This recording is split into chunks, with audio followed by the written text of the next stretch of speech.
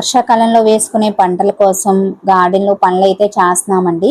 అయిపోయిన కుండీల్లో పాత మట్టి అంతా కూడా తీసేసి ఒక చోట పోగులా వేసామన్నమాట. ఇది లాస్ట్ సీజన్ లో వాడిన మట్టి అండి. పంట అయిపోయిన తర్వాత మళ్ళీ ఇదే మట్టిలో మనం మళ్ళీ కొత్త విత్తనాలు అవి పెడితే దిగుబడి అంతగా రాదనమాట. సో మట్టిని ఇలా కొంచెం కింద వేసేసి ఎండ పెట్టామనుకోండి, మట్టిలో ఏమైనా ఇన్ఫెక్షన్స్ ఫంగస్ అలాంటివి ఏమైనా ఉన్నా కూడా పోతాయి అనమాట. మళ్ళీ ఈ మట్టిలో మళ్ళీ మనం ఎరువులు అవి వేసి కలిపి మళ్ళీ సారవంతంగా మార్చుకుని కుండీలో నింపి పెట్టుకుంటే సీజన్ రాగానే వర్షాలు రావడం స్టార్ట్ అవగానే కొత్త విత్తనాలు అవి పెట్టేసుకోవచ్చు. ఆల్రెడీ ఇంతకు ముందు పంట తీసుకున్న మట్టి అంటే పాత మట్టి అయినా కూడా చూసారా ఎంత గుల్లగా ఉందో, కింద వేయగానే పొడిపొడిలాడుకుంటూ వచ్చేస్తుంది అనమాట.